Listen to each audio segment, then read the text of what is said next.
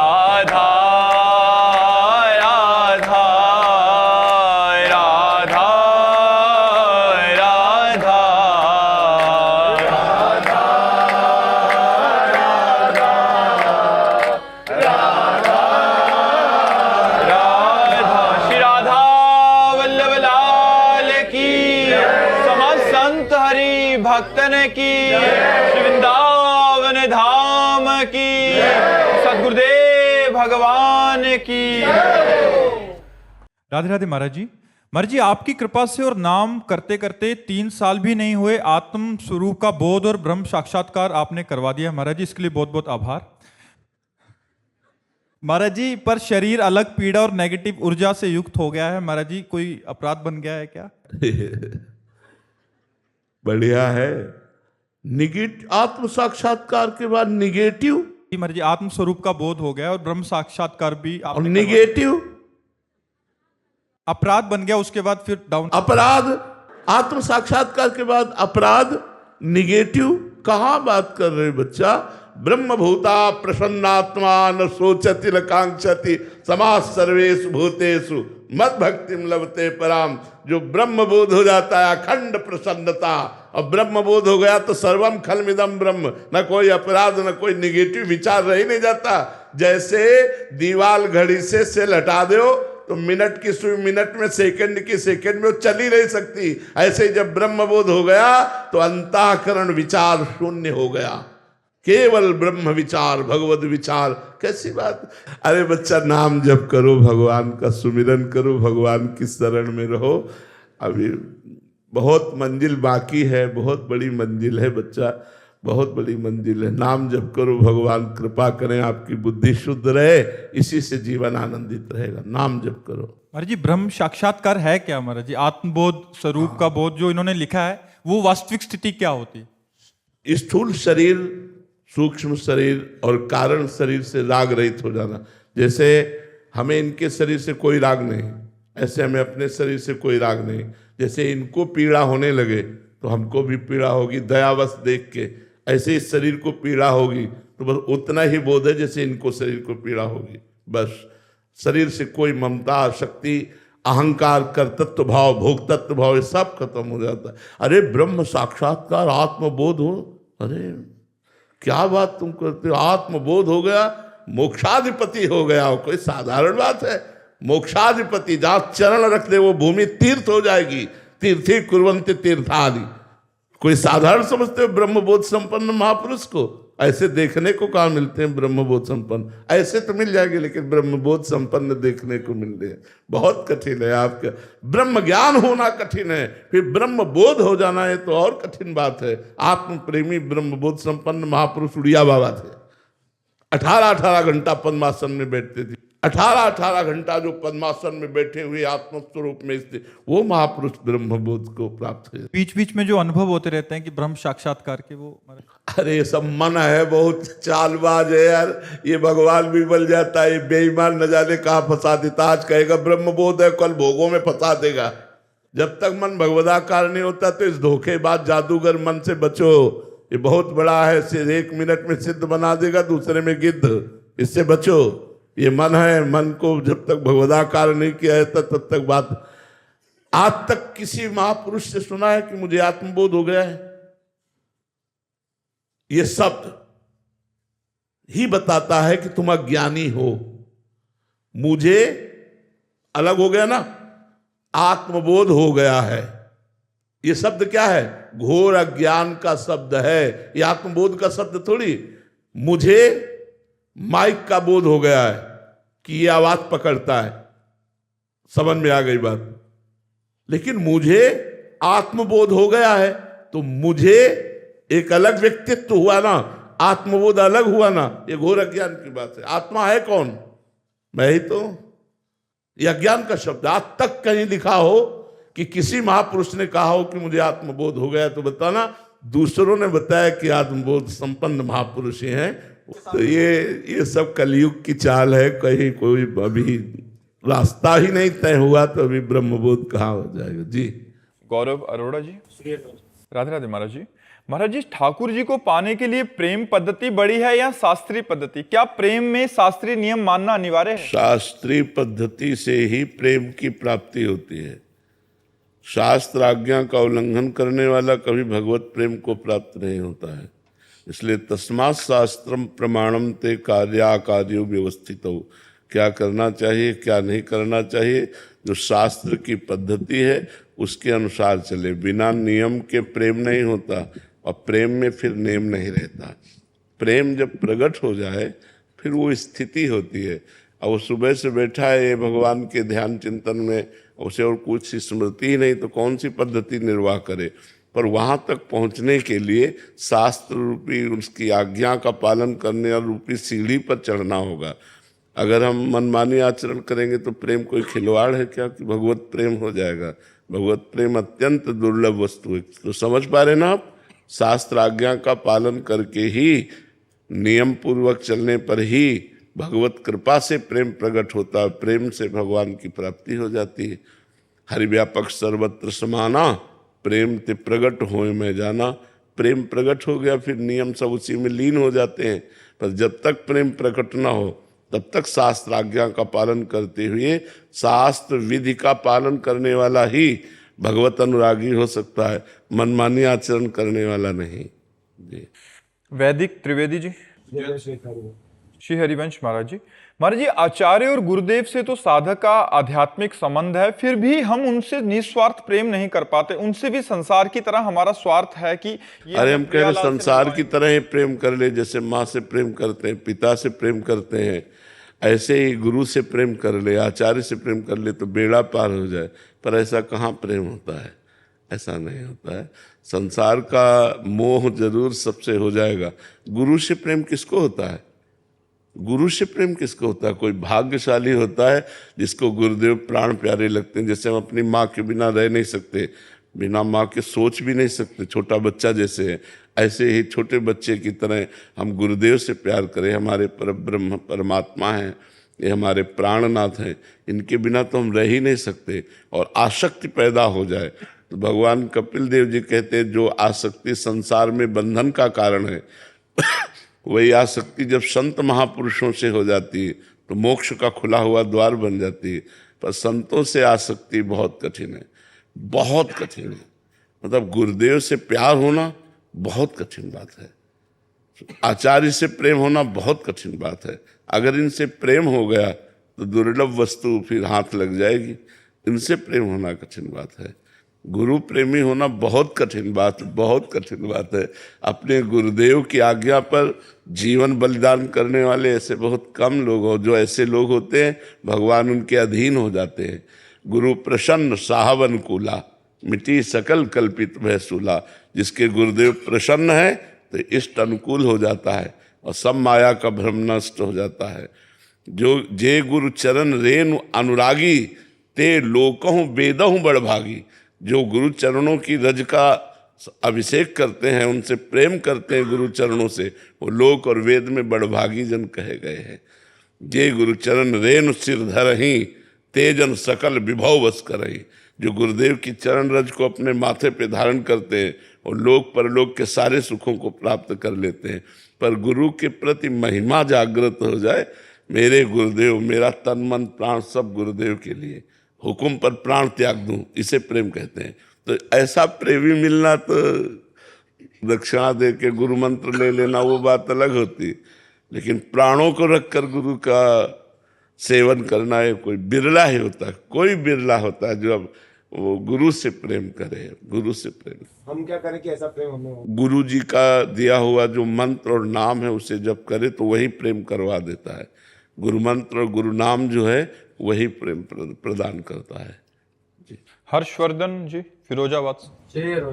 श्री हरिवंश महाराज जी, महाराज जी, देह भाव खत्म होने के बाद पहले भगवत प्राप्ति होती है, भाव देह मिलती है, और क्या भाव देह मिलना और भगवत प्राप्ति एक ही बात है? अलग अलग है। भगवत भजन की पद्धतियां हैं। जैसे आप राम राम राम राम राम राम जप रहे हो, आपके प्राण निकल गए तो आप आवागमन से मुक्त हो गए, भगवान में लीन हो गए, आवागमन से मुक्त। लेकिन आप भगवान के दास बनकर हनुमान जी की तरह सेवा करने का सौभाग्य ये नहीं। ये किसी आचार्य परंपरा से जुड़कर उनके द्वारा दास मंत्र लेकर और जीवन भर दास भाव को पुष्ट करना, देह सहित तन मन प्राण सब भगवान के दासत्व में समर्पित करना, हर समय ठसक रहना, सिया राम मेरे स्वामी, मैं उनका दास। अब जब शरीर रहते या शरीर छूटते उसे भाव देह की प्राप्ति होगी, तो वो भगवान का दिव्य दास बनकर भगवान की सेवा में जाएगा। भगवान की सेवा में जाना और भगवत प्राप्ति हो जाना ये अलग अलग है। भगवत प्राप्ति का मतलब है तरंग समुद्र में लीन हो गई, मुक्त हो गया, आवागमन से मुक्त हो गया। लेकिन भगवत पार्षद रूप रख करके भगवान की सेवा में जाना ये बहुत दुर्लभ बात है। ये बिना आचार्य परम, इसीलिए आचार्य हुए हैं जो चाहे राम उपासना करो चाहे श्याम उपासना करो, भगवान अवतार लेकर आचार्य रूप से आए और वही मंत्र वही उपासना देते हैं जिससे हमारा भाव बनता है और भाव से भगवत देह की प्राप्ति होती है।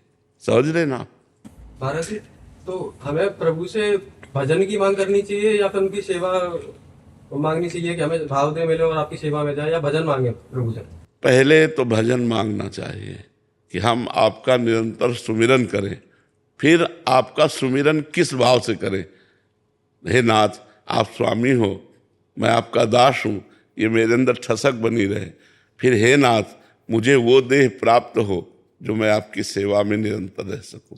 क्रम है, पहले तो भजन करो जिससे शरीर संसार से वैराग्य हो और अनर्थों की निवृत्ति हो, फिर भाव आए और भाव फिर देह राग का त्याग करके भाव देह में आसक्ति हो जाए, फिर वो भगवान के धाम में जाकर भगवान की दिव्य सेवा में लगता है। भगवान की सेवा में जो सुख है वो मोक्ष में भी सुख नहीं है, इसलिए पहले भजन की मांग करनी चाहिए। तुहीन जी उड़ीसा से। राधे राधे महाराज जी। महाराज जी, आपके अंदर मुझे अपनी माँ के दर्शनों का भाव बनता है और आपके प्रति वात्सल्य रस का उद्दीपन होता है। महाराज जी, क्या मेरा भाव ठीक है क्या? ठीक है, गुरु के प्रति ऐसा ही होता है। तुम्हें हो माता च पिता तुम्हें हो बंधुश्च सखा तुम्हें हो, तुम ही मेरे माँ हो, तुम ही मेरे पिता हो, तुम ही मेरे भाई हो, तुम ही मेरे मित्र हो। जब ऐसा भाव आना तो वो कोई दोष नहीं है, अच्छी बात है, अच्छी बात है। क्योंकि गुरु अपनी कृपा रूपी वात्सल्य से हमारा पोषण करता है, तो माँ तो है ही हो, हमारी माँ है जिसने मुझे जन्म दिया परमार्थ का। सांसारिक जन्म तो माँ ने दिया, लेकिन परमार्थ का जन्म तो गुरुदेव की कृपा से हुआ। तो अब ये जीवन गुरुदेव का है, परमार्थ जन्म होता, नई दीक्षा लेने का मतलब होता नया जन्म। अब मैं अपने गुरु का हो गया हूँ, गुरु ही मेरी माँ है, गुरु ही मेरे पिता है, तो इसमें कोई दोष वाली बात नहीं है, अच्छी बात है। हम अयोध्या से महाराज जी, जैसे भगवान श्री कृष्ण भगवत गीता में उपदेश करते हैं कि शरीर रथ है, मन सारथी है और आत्मा रथी के रूप में नहीं, विराजमान है। गलत गलत बोल रहे हो। शरीर एक रथ है, इंद्रियां इसकी घोड़े हैं, मन घोड़ों की लगाम है और बुद्धि सारथी है। आत्मा इसमें विराजमान रथी है। अब समझ पा रहे ना?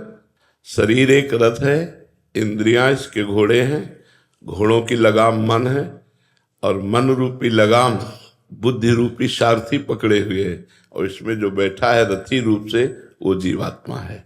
क्या जानना चाहते हैं? महाराज जी, वही प्रश्न का हेरफेर होने के कारण ही प्रश्न का उलझन थी कि यदि आत्मा की दृष्टि सदैव मन पर है तो फिर भी मन क्यों भटक जाता है, क्योंकि वो बीच में बुद्धि गायब थी। हाँ, वो सारथी पर बुद्धि नहीं गई। अगर ड्राइवर सही है तो गाड़ी सही मार्ग में जाएगी, और ड्राइवर सही नहीं है तो ठोक देगा कहीं ना कहीं। तो बुद्धि ड्राइवर है, सारथी है, वो मन रूपी लगाम को खींचे रहे और इंद्रियों के घोड़ों को सतमार्ग में लगाए तो आत्मानंद का अनुभव हो जाए, भगवदानंद का अनुभव हो जाए। यहाँ उल्टा हो गया है। घोड़े इतने बलवान हैं कि लगाम अपने आप वो ढीली करवा लिए, और बुद्धि इतनी बावरी हो गई है भोगों में कि वो छोड़ ही दिया लगाम, मन की गुलाम हो गई बुद्धि। इसलिए हमारी दुर्गति का चांस बन रहा है।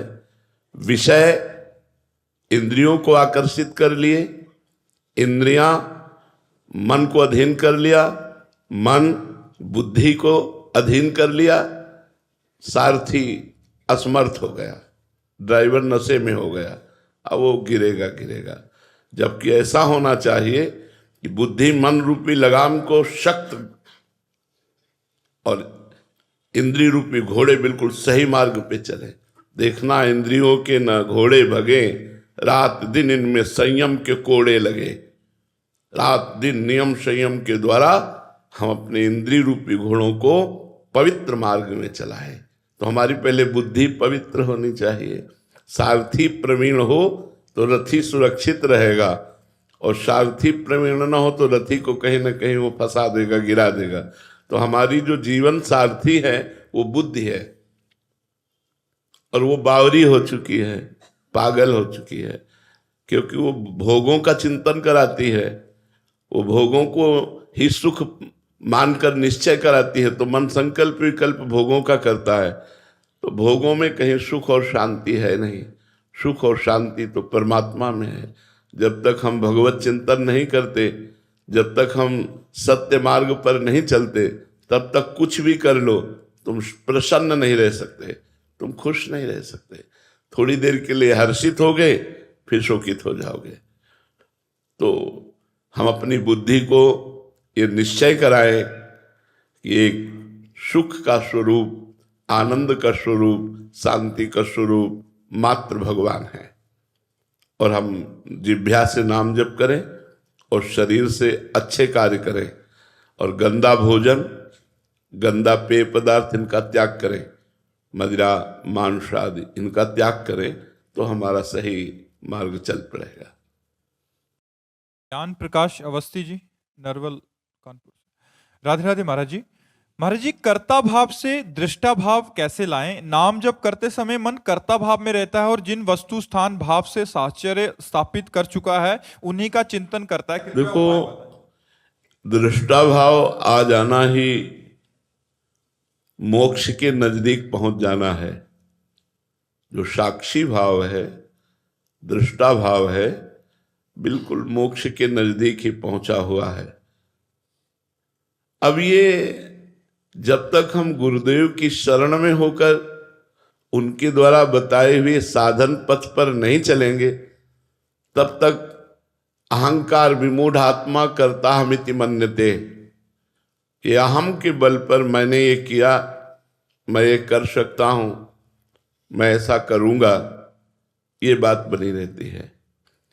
और जब भगवत भजन होता है, बिना भजन के नहीं होगा, बातों से दृष्टा भाव नहीं टिकेगा। जब भजन होता है भगवान का और हम भगवान की शरण में होते हैं तो हमारे अंदर पवित्र ज्ञान प्रकट होता है। तब हम देखते हैं कि गुणानुगुण वर्तन्ते मनुष्या पार्थ सर्वसा।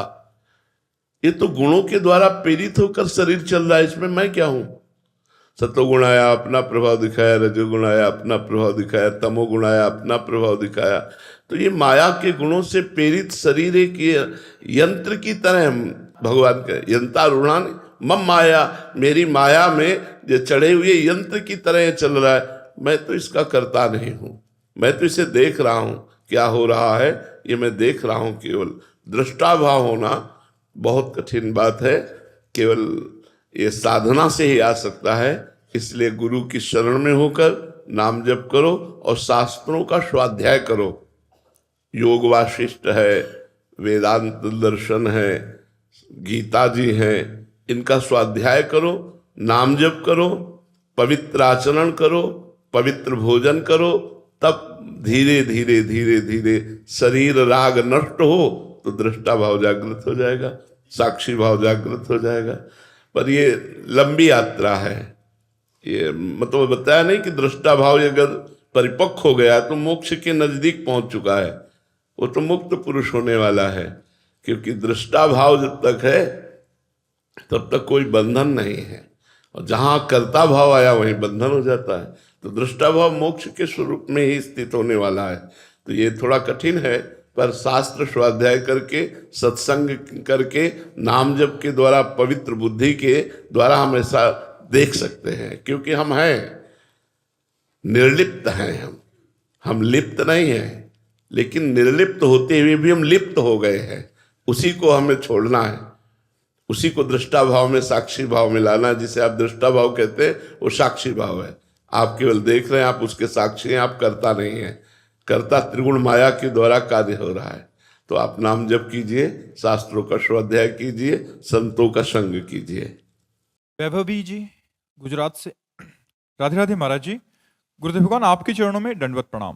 गुरुदेव भगवान, हमारा प्रश्न है कि यहाँ पर एकांतिक वार्तालाप में एक बार एक संत भगवान पधारे थे, उनके मुख से एक बात निकली थी कि कामना भी करनी हो तो कामना को जीतने की कामना करो। उसका महाराज जी अर्थ क्या है? कि हमारे अंदर कोई कामना न रह जाए। हम भगवान से कामना करें, भगवान से चाह करें कि हे भगवान, हमारे अंदर कोई चाह ही न रह जाए, कोई कामना ही न रह जाए। क्योंकि सकल कामनाहीन जे राम भगति रसलीन। जो भगवान की भक्ति रस में डूबना चाहे तो कामना का त्याग करना होता है। चाहे ब्रह्मबोध प्राप्त करना चाहे तो कामना का त्याग करना होता है। जब तक कामना रहती है तब तक अशांति, चिंता, शोक, भय ये घेरे रहते हैं। और जब निष्काम हो जाता है तो निर्भय, निश्चिंत, निशोक ये लक्षण जागृत होते हैं। इसलिए उन्होंने कहा था कामना भी करे तो कामना के त्याग की करे, कि हमारे अंदर हे भगवान कोई चाह ही ना रह जाए, कोई कामना ही ना रह जाए। जैसे देखो, बिना चाह के तुम्हें दुख प्राप्त होता है। कौन ऐसा है जो दुख चाह रहा है? सारे कार्य सुख के लिए ही तो किए जा रहे हैं, पर अनायास अपने आप हमें दुख मिल रहा है कि नहीं? ऐसे सुख की चाह ना करो, अपने आप सुख मिलेगा। जो आपके भाग्य में है, नियति में जो निश्चित हो चुका है वो सुख मिलेगा। तो आप चाह करो भजन की, चाह करो धर्म की, चाह करो भगवान की प्राप्ति की। सांसारिक चाहों में फंस करके हम अपना ये दिव्य मानव देह क्यों नष्ट कर दें? हम उत्तम चाह करें भगवत प्राप्ति की। तो इसलिए वो कह रहे थे कि भगवान से कामना करनी चाहिए, यही कि हमारे अंदर कोई कामना न रह जाए। श्री प्रहलाद जी ने यही वरदान मांगा कि प्रभु यदि आप आज्ञा करते हैं कि वर मांगो तो मैं यही वरदान मांगता हूं कि मेरी कोई मांगने की इच्छा ही न रह जाए, ये मेरी कोई कामना ही न रह जाए। बहुत बड़ी बात है। जिसके अंदर कोई कामना नहीं हो तो महापुरुष है। चाह मिटी, चिंता मिटी, मनुआ बेपरवाह, जिनको कछु न चाहिए ते सहन। ये चाह ही तो भगवत प्राप्ति में बाधक है। भोगों की चाह, धन की चाह, मान प्रतिष्ठा की चाह, ये सब भगवत प्राप्ति में बाधक है। जाहि न चाही कबहु कछु, तुम सन सहज सने, बसहु निरंतर तासुर, सो राउर निज गे। जिसके हृदय में कोई चाह नहीं रह जाती, तो भगवान उसके हृदय को अपना घर समझ करके रहते हैं। जैसे हम दूसरे के घर में गए तो फिर आना पड़ेगा, और अपने घर में तो निज गे है, भगवान का निज घर बन जाता है वो हृदय जिसमें कोई चाह नहीं होती। एकमात्र चाह मिटाना ही मनुष्य जीवन का परम कर्तव्य है। कोई कामना न रह जाए, कोई चाहत न रह जाए, हम पूर्ण हो जाएं, हम आनंदमय हो जाएं। इसलिए अध्यात्म मार्ग को स्वीकार करने वाले कामना का त्याग करते हैं। संसार में रहते हुए तो महाराज जी ऐसा लगता है कि एक पक्ष संसार है और एक पक्ष अध्यात्म मार्ग है। तो महाराज जी संसार में रहते हुए बहुत सारी छोटी छोटी कामनाएं हो जाती हैं कि मैं बड़ा डॉक्टर बनूं, मैं ये बनूं, तो उस स्थिति में कामना भी है मन में, और अध्यात्म मार्ग में भी चलना चाहते हैं। तो महाराज जी दोनों का सामंजस्य, जब अध्यात्म मार्ग में चलेगा तो जैसे एक कामना हुई कि मैं बड़ा अफसर बनूं, तो तुरंत अंदर से आएगा। यदि तुम्हारे प्रारब्ध में है बड़ा अफसर बनना तो बन जाओगे, अगर प्रारब्ध में नहीं है तो नहीं होगा। इसलिए तुम कामना मत करो, अंदर आ जाएगा। तुम चाह क्यों करते हो? बनना होगा बन जाएगा, नहीं बनना होगा नहीं बनेगा। महाराज जी संसार में उसके लिए मेहनत करनी पड़ती है कि मतलब पढ़ाई करने पड़ेगी, तो फिर वो वाला बीच वाला क्या होता है, इसका रहस्य क्या है महाराज? जब तक नाम जप नहीं करेगा तब तक उसको लग रहा है। देखो बात ऐसी है कि अज्ञान के कारण इस समझ में नहीं आएगी। जैसे ट्रेन चल रही है, एक आदमी डिब्बे में इधर से उधर दौड़ रहा था, इधर से इधर इधर से इधर। तो एक विज्ञ जन ने पूछा क्यों भाई आप दौड़ क्यों रहे हो? तो उन्होंने कहा मुझे अमुक स्टेशन जाना है। अरे बोले तू पागल है, तू बैठ जा, ट्रेन चल रही है, ट्रेन चल रही, तुझे दौड़ने की जरूरत नहीं है। माया का चक्र चल रहा है, उस चक्र में तुम्हें किस पद पर पहुंचाना है वो अपने आप पहुंचा देगा, अपने आप कर देगा, चाह करने की जरूरत नहीं। जैसे हमारी चाह जो थी, हम अपनी चाह बताते हैं। हमसे पूछा था एक संत ने यही वृंदावन में कि आपका लक्ष्य क्या है, आपकी चाहत क्या है? तो हमका हमारी चाहत है कोई मान अपमान का भान नहीं, और जब मरूं तो मेरा कोई ना हो, केवल प्रभु का चिंतन करते हुए उनमें आर्त भाव से कि नाथ मेरा कोई नहीं है। अब ये मेरी चाहत थी, तो ये चाहत पूर्ति हुई क्या? नहीं पूर्ति हुई। दुनिया का सब वैभव ये जो हमने कभी नहीं चाहा था वो भगवान ने सब फेंक दिया। ये आपके जीवन की अभी बाधा है क्या? हाँ, इसे हम कभी स्वीकार नहीं कर सकते कि हमारा सौभाग्य है। ये जरूर हम अंदर अंदर इस बात को स्वीकार करते हैं कि यदि हमारी वाणी के द्वारा, हमारी चेष्टाओं के द्वारा जगत का कुछ भी कल्याण हो रहा है, कुछ भी मंगल हो रहा है, तो भगवान की कृपा है। बका ये यश कीर्ति, ये रुपया पैसा, ये मकान दुकान, ये हमारा न लक्ष्य था न है, और ना आज हमारे नाम है कुछ। तो अन चाहे अन मांगे आगे आवेगो, जो हम आपको बताना चाहते हैं कि यदि हमारे भाग्य में वैभव लिखा है तो हम ना चाहते हुए भी वैभव संपन्न है। तो अन मांगे आगे आवेगो, जो पल लागे पल को। जैसे पलक अपने आप झपकती है, ऐसे ही अपने आप आपको जो कुछ बनना है वो परमात्मा बनाता चला जाएगा। आप चाह मत करो, आप निश्चिंत होकर भजन करते हुए अपने कर्तव्य का पालन करो। जैसे विद्यार्थी है तो विद्या अध्ययन करना उसका कर्तव्य है। अमर जी बीच वाली बात, कर्तव्य वाली बात, हाँ, हम एक आदमी जब अपने कर्तव्य का पालन करता है, धर्म का पालन करता है, तो वो चाह नहीं रखता, वो धर्म का पालन करता है। धर्म के पालन के लिए वो प्राण त्यागने के लिए तैयार है। जैसे ये हमारे भारत के आर्मी जो जवान हैं, आर्मी के, इनकी क्या चाह है? ये आपको लगता है संसारिक पुरुष है, लेकिन हमारी दृष्टि में, जो हम अपनी दृष्टि से देखते हैं, ये भागवतिक पुरुष है, जो हमारे देश की रक्षा के लिए अपने प्राणों को समर्पित किए हुए अपने कर्तव्य का पालन करते हैं। बड़े से बड़े कष्ट की जगह में, जहां पानी भी पीने के लिए नहीं, बर्फ को पिघला कर केवल पीना, वहां भी ये जी सकते हैं। जहां ऑक्सीजन सही नहीं मिल रही वहां भी ये खड़े हैं देश की रक्षा के लिए।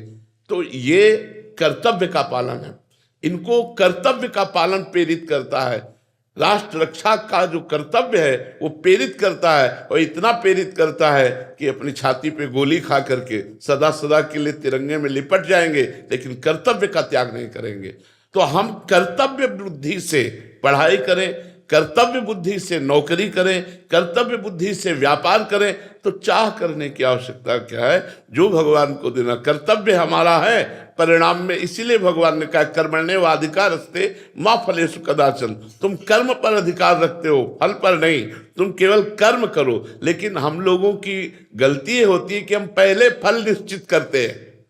हम व्यापार करेंगे तो इसमें लगभग 50,000 रुपया मुनाफा होगा, हम ये करेंगे तो लगभग ऐसा होगा, और जब नहीं होता तो हम निराश हो जाते हैं, हम चिंतित हो जाते हैं। और भगवान ने आदेश किया कर्मण्येवाधिकारस्ते, तुम्हारा अधिकार कर्म करने पर है, मा फलेषु कदाचन, फल पर नहीं है।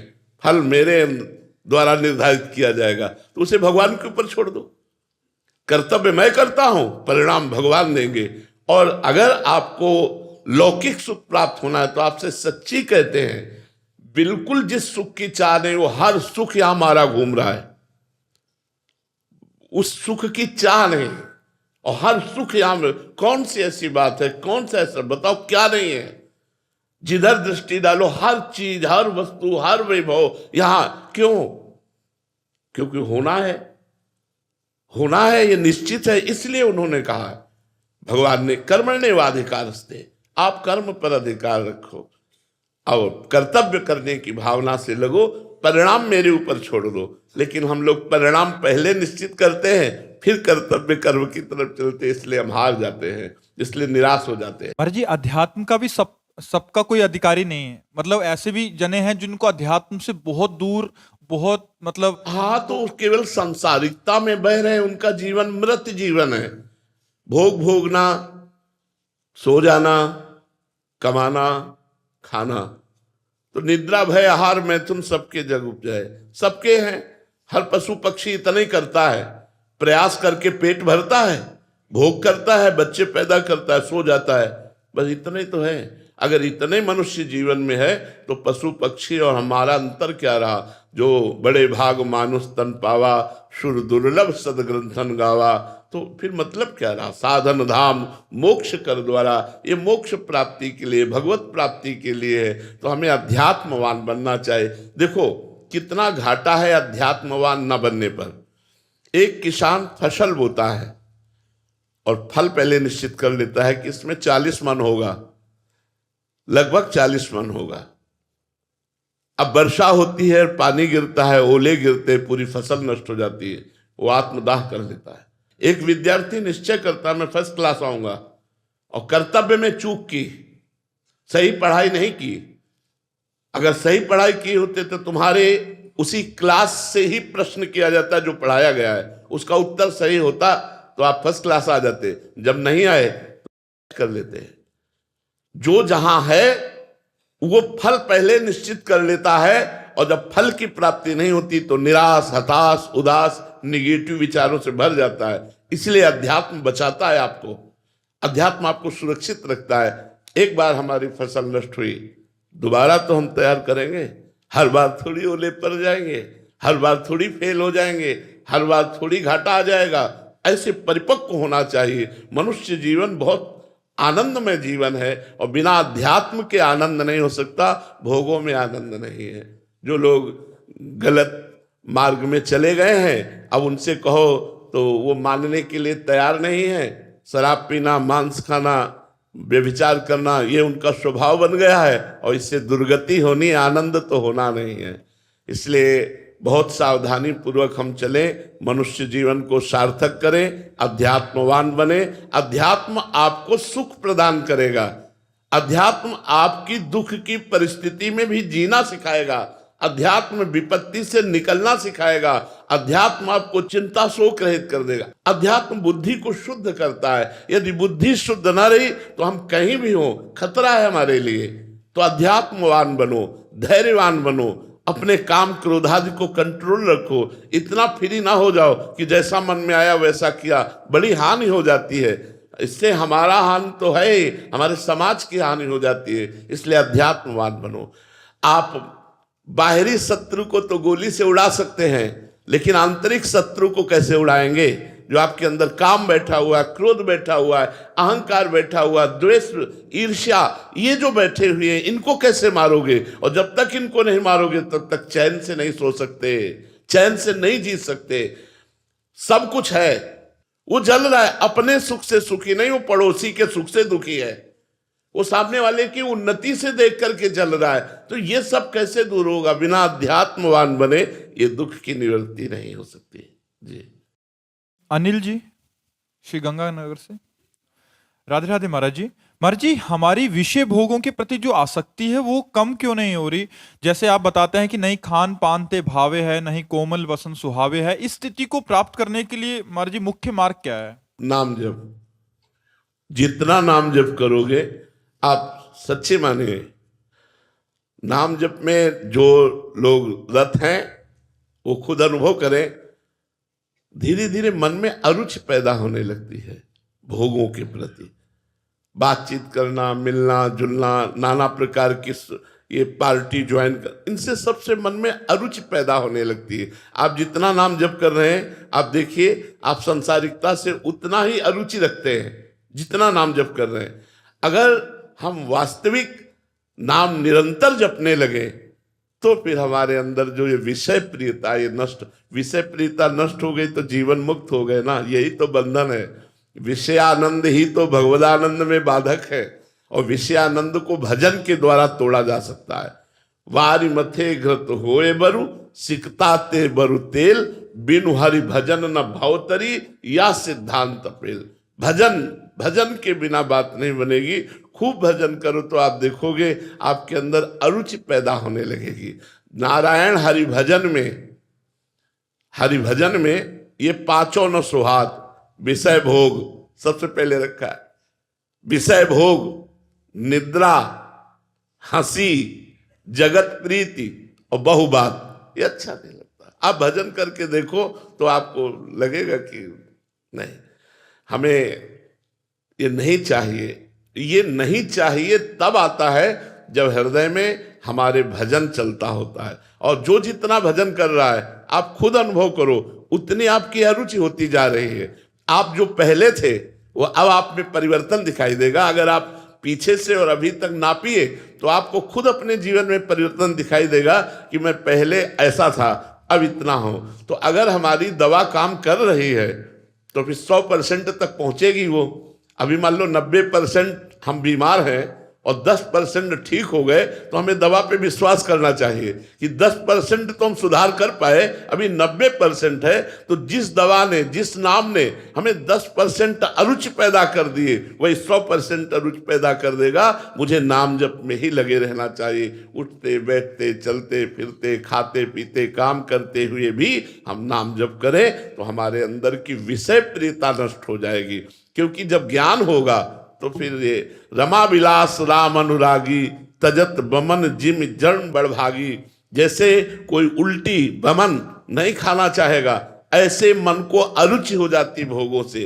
ब्रह्मादिक के भोग सब विष सम लागत ताही, नारायण ब्रज चंद की लगन लगी है जाए। भगवान श्री कृष्ण के भजन की लगन जिसको लग गई तो ब्रह्मादिक के भोग भी उसे विष के समान लगते हैं। ये तो मर्त्य लोक के भोग हैं। इसलिए नाम जब अधिक से अधिक बढ़ाते रहो तो आपकी आध्यात्मिक उन्नति होती रहेगी। श्री राधा वल्लभ लाल की। विवेक अग्रवाल जी नई दिल्ली से। महाराज जी, आज समाज में और घरों में बहुत क्रोध और बिखराव देखने को मिल रहा है। महाराज जी, एक साधारण व्यक्ति अपने स्तर पर ऐसा क्या करेगी जिससे उसके आसपास प्रेम और एकता पहले बढ़े? भोजन सुधारे, भोजन खान पान सुधारे।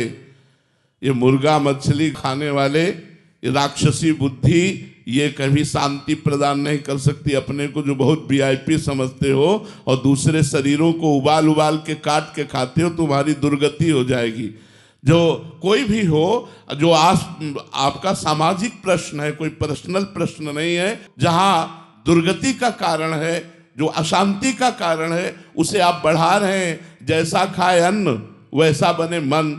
आप अघोर राक्षसी भोजन करोगे तो काम क्रोध लोभ मोह मद मत्सर नहीं सताएंगे तो और क्या भगवान की याद आएगी, भगवान का प्रेम आपके अंदर स्फुरित होगा।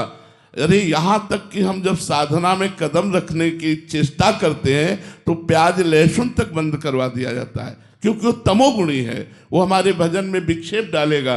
तो जो अपवित्र भोजन करते हैं, अपवित्र व्यवहार करते हैं, अपवित्र विचारों से युक्त नहीं रहेंगे तो और क्या होगा। आज हमारे समाज में जो अपवित्रता बढ़ रही है उसका कारण खान पान कुसंग है। हमारा खान पान ठीक नहीं, हमारा संग ठीक नहीं है।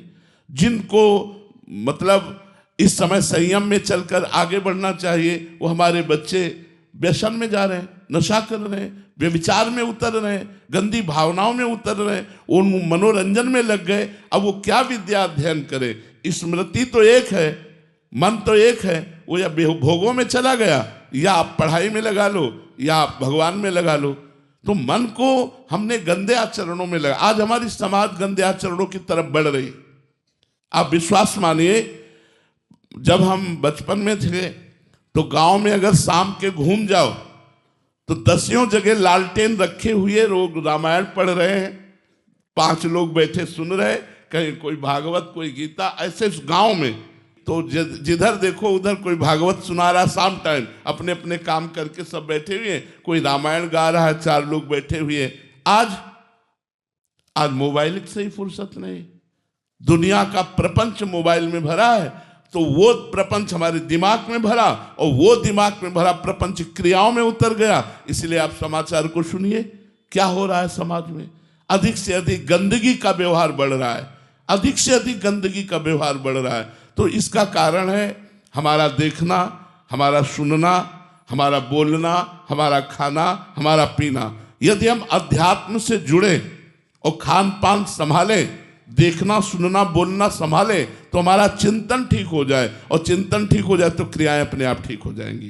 खास बात चिंतन ठीक होना है। और जैसा खाओ अन्न वैसा बने मन, जैसे पियो पानी वैसी बने वाणी। ऐसा तो देहाती कहावत है, देहात में लोग ऐसा कहते हैं। अगर हम शराब पिएंगे, अगर हम गंदे भोजन करेंगे, हम गंदे दृश्य देखेंगे मोबाइल में और गंदी बातें करेंगे, तो हमारा समाज कहाँ जाएगा, गंदगी की तरफ ही जाएगा। और आज प्रायः हम तो सौभाग्यशाली समझते हैं आप लोगों को भी और अपने को भी, कि आप कृपा करके आए, हमारी बात सुन रहे हैं। ये सौभाग्यशाली हम अपने को समझते हैं, नहीं तो हम बोलते रहे कौन सुनने वाला ना हो तो क्या है।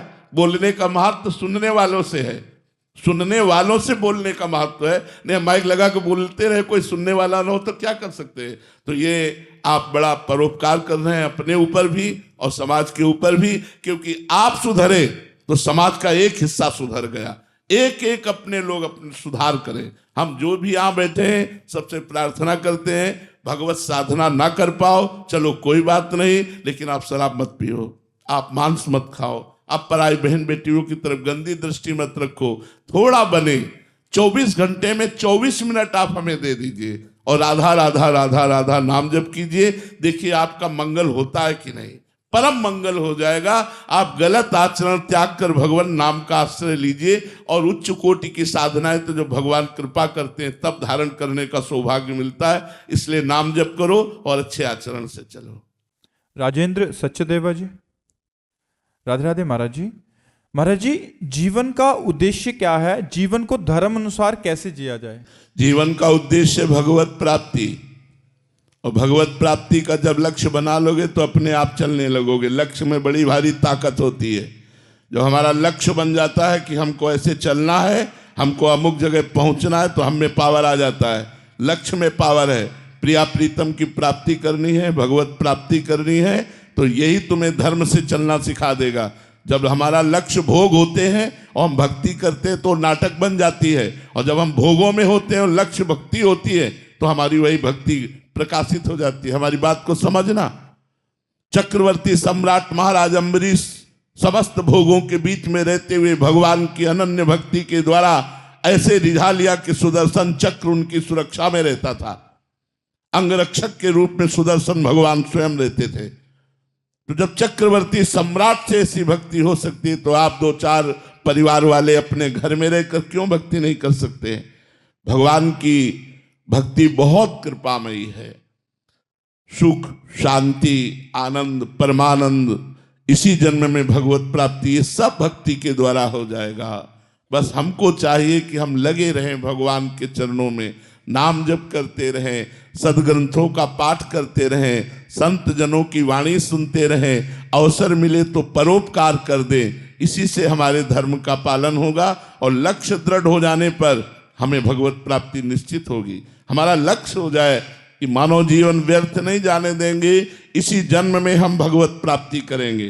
कुछ भी हो जाए, हम 100 बार गिरे, 1000 बार गिरे, तो भी हमारा जिद्दी स्वभाव यही कहेगा, मैं परास्त नहीं होऊंगा, मैं आगे बढ़ूंगा, मैं भगवान की शरण तक जाऊंगा, तो निश्चित भगवान की प्राप्ति हो जाएगी।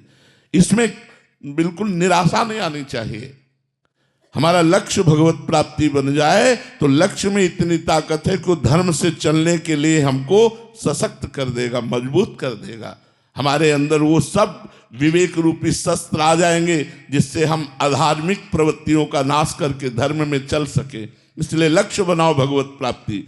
लेकिन भगवत प्राप्ति का लक्ष्य वही बना सकता है जो सत्संग सुनकर अधार्मिक भोगों का त्याग कर रहा है। जो अधार्मिक भोगों को भोगता है वो केवल मनोरंजन में ऐसा बोलता है मैं भगवत प्राप्ति करना चाहता हूं, वो कर ही नहीं सकता, वो अंदर सोच ही नहीं सकता। भोगेश्वर प्रसक्ता नाम तया प्रहृत चेतसाम व्यवसायत्मिका बुद्धि समाधो न विधीयते। भोग और ऐश्वर्य में जिसका चित्त अपहृत हो चुका है वो संकल्प ही नहीं कर पाता कि इस जन्म में मुझे भगवत प्राप्ति करनी है। इसलिए अधार्मिक भोगों का त्याग करके धर्म में विषयों का सेवन करते हुए, भगवान नाम जप करते हुए, सत्संग सुनते हुए हम अपना लक्ष्य दृढ़ करें कि इसी जन्म में मुझे भगवत प्राप्ति करनी है, तो मैं धर्म से चल सकता हूं, क्योंकि भगवत प्राप्ति धर्म से होती है। दीपक शर्मा जी। राधे राधे। राधे राधे महाराज जी। महाराज जी, मैं तिहाड़ जेल में जेलर हूँ महाराज जी। महाराज जी, मेरे को एक प्रश्न है कि मेरे अपने अंदर के सामर्थ्य को मैं कैसे पहचानूं? कृपया ऐसा गुरु मंत्र देकर मार्गदर्शन। नाम जप के द्वारा हम अपने जो आंतरिक शक्ति हमारी विस्मृत हो गई है, हम भगवान के अंश हैं, हमारे में अपार सामर्थ्य है, भगवान को अधीन करने की सामर्थ्य है। सुमिर पवन सुत पावन नामो अपने बस कर राखे रामो। भगवान के भजन के प्रताप से हनुमान जी ने भगवान को अपने अधीन कर लिया। भगवान का नाम एक प्रेमाधीन है। तुम्हारे अंदर जो शक्ति है वो खो चुकी है, क्योंकि हमने अपने को देह मान लिया। देह में एक लिमिट शक्ति है, देह में एक सीमित पावर है, लेकिन मेरे में बहुत अपार पावर है। तो जो जितना अपने पावर को जागृत हो जाता, अब जैसे सिद्ध लोग हैं, आकाशचारी, आकाश से चलते हैं, दूसरों के मन की बात जान लेते हैं, वो पत्थर में भी प्रवेश कर सकते हैं, तो वो अपनी शक्ति को जान गए ना। हम देह भाव में है ना। जैसे अभी आप ईमानदारी से देखो, आप अपने को देह ही तो मानते हैं ना। आप इसके अंदर रहते हुए शरीर के अंदर 35-40 साल हो गए होंगे। कै साल के हैं आप? 40 के ना। तो आपने अपने को कभी जाना? आपने कभी अपने को देह से अलग माना? नहीं माना ना, देह ही माना। तो आपका पावर सीमित रहेगा, क्योंकि आप देह भाव से हैं। जब भगवत भाव से होंगे तो असीम सामर्थ्य जागृत हो जाएगी। उसी के लिए नाम जप करो। गंदे आहार का त्याग, मतलब जो अभक्ष पदार्थ हैं वो नहीं पाने चाहिए। अपेय जो नहीं पीना अपने लिए, वो नहीं पीना चाहिए। जैसे शराब आदि ये अपेय है, इनको नहीं पीना चाहिए। मांस आदि ये अपने लिए अभक्ष भोजन है। पवित्र भोजन पाना, भगवान का नाम जप करना। और जैसे आप जेलर हैं तो समस्त कैदियों में भगवत भाव रखना। अगर उपद्रव कर रहा है तो उसको शासन में ले रहे हैं, लेकिन उसके अंदर हम भगवान को देख रहे हैं कि पावर इसका भगवान ही है इसके अंदर। तो अपने आप आपके अंदर दिव्यता आने लगेगी, भागवतिक भाव आने लगेगा। जो सेवा दी गई उसमें भगवत भाव निषेध नहीं। जैसे आप मतलब जेलर हैं, आप कोई कैदी उपद्रव कर रहा है तो आपको शासन में लेना है, तो भगवत भाव रखते हुए उसको हम शासन में लेंगे। जैसे भीष्म जी भगवान के भक्त हैं, पर विपक्ष में भगवान खड़े हैं ना, पांडवों के पक्ष में, तो अर्जुन को भी बाण मारते हैं, भगवान को भी बाण मारते हैं। क्योंकि आपने इस समय युद्ध क्षेत्र में हमें कर्तव्य दिया है कि हमसे युद्ध करो, तो हम बराबर आपसे युद्ध करेंगे। ऐसे ही आपने हमें जेल का अधिकारी बनाया, जेल का कोई पद तो मिला ही होगा, तो हमें अगर जरूरत पड़ेगी तो दंड देंगे, लेकिन सब में भगवान है ये हम भावना करेंगे और नाम जप करेंगे, तो इससे आपकी दिव्यता जागृत हो जाएगी, लोक पर लोक सब आनंद में हो जाएगा। तो नाम जप कीजिए, गंदे भोजन का त्याग, गंदी पेय पदार्थों का त्याग, और सब में भगवत भावना करते तो आप में दिव्य भाव आ जाएगा। वो दिव्य भाव ही आपको भगवान से जोड़ देगा, भगवान से मिला देगा। हमारा देह भाव काम क्रोध से जोड़ता है, काम क्रोध आदि गंदी बातों से जोड़ता है, और भगवत भाव में दिव्य भाव से जोड़ता है, और वो सब आपके अंदर है। कोई भी ऐसी सामग्री नहीं जो आपके अंदर न हो। भगवान है तो फिर और कौन सी बात रहेगी। जब स्वयं भगवान विराजमान है सबके हृदय में, तो सब सामर्थ्य है। तो हमें जागृत करना है, जो जितना जागृत कर ले। अब देखो ऐसे ऐसे योगी लोग हैं कि 6-6 महीने भू समाधि ले लेते हैं, गड्ढा खुदवाया उसके अंदर हो गए, ऊपर से पैक हो गए, 6 महीने उसी में है, और फिर इसके बाद जीवित निकलते हैं। तो उन्होंने अपनी शक्ति को जागृत किया कि 6 महीने प्राणवायु को रोक करके भगवान की आराधना, तो जागृत की ना शक्ति, जो जितनी जागृत कर ले। तो ऐसे तो सारी चीज़ें मेरे हिसाब से मैं बेहतर कर रहा हूँ, फिर भी मुझे लगता है कि मेरे अंदर पोटेंशियल और है, तो उसको और किस तरह से उभार के मैं ला सकता कह रहे हैं कि मेरे में बहुत और ज्यादा शक्ति है। हाँ है, सब में है, ये हम स्वीकार करते हैं, सब में है, क्योंकि जब भगवान है तो सब है। हम तो बात तो वही कह रहे हैं ना कि जब भगवान बैठे हैं हृदय में तो सब सामर्थ्य बैठी हुई है आप सबको। इसीलिए हम इशारे से आपको बताया कि अगर दंड देने की बात आएगी तो हम भगवत भाव करते हुए उसे दंड देंगे।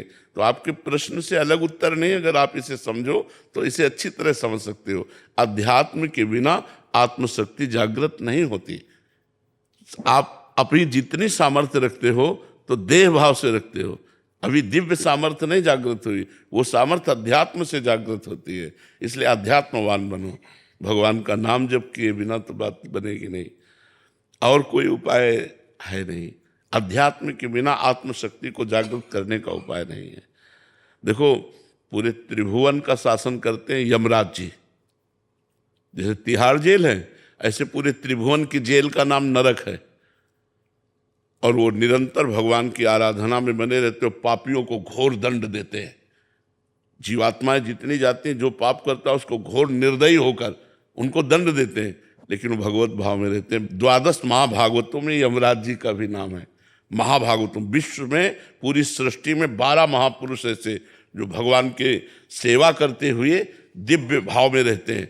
यमराज यमपुरी में नरक के पूरा सिस्टम देखते हुए वो भगवान के भक्त हैं, वो भगवान की दिव्य सामर्थ्य से युक्त हैं। तो आप भी भगवान की दिव्य सामर्थ्य से युक्त होइए। तो खान पान, आचरण व्यवहार और नाम जप, इस पर सुधार करेंगे तो हमारे अंदर दिव्य शक्ति जागृत होने लगेगी, भगवत भक्ति भगवत शक्ति जागृत होने लगेगी। आपका भाव तो यही है ना, तो उसी पर तो हम बोल रहे हैं, उसी को तो समझना है। अच्छा, सांसारिक कोई जंतुर ऐसा है नहीं जैसे यंत्र बांधते हैं, कलावा बांधते हैं, ये कोई सामर्थ्य नहीं। अंदर की सामर्थ्य को जागृत करो। अंदर जब तुम्हारे सामर्थ्य जागृत होगी तो एक तुम ज्ञानी महापुरुष होकर, एक भक्त होकर के भी जेल की सेवा करते हुए भी सबका मंगल कल्याण, जैसे घोर पापाचारी है, आप उसको फांसी दे रहे हो तो मंगल हो रहा है, उस अमंगलकारी पाप से उसको मुक्त कर रहे हो। एक दुष्ट है, दुष्टता कर रहा है, उसकी दुष्टता को उसे दंड दे रहे हो, आप उसे पवित्र कर रहे हैं। जैसे हमारे मल लग जाए तो हम उसे धोते हैं ना, तो ऐसे अपराध रूपी मल लगने पर उसको दंड देकर आप पवित्र कर रहे हो। लेकिन आपका सही निर्णय हो, आपका कहीं कोई ऐसा कार्य न बन जाए जिससे आपको एकांत में पश्चाताप हो। इसके लिए विवेक चाहिए, और विवेक के लिए भजन चाहिए। तो भजन जरूरी है। नाम जप कीजिए, अच्छा भोजन पवित्र पाइए, गंदे आचरणों का त्याग कीजिए, तो आप में दिव्यता आने लगेगी, दैवी शक्ति का जागरण होने लगेगा, दैवी संपदा आने लगेगी। आप समझ पा रहे हैं हमारी बात? राधा राधा राधा राधा राधा राधा राधा राधा राधा राधा राधा राधा राधा राधा बिंदु सिंधु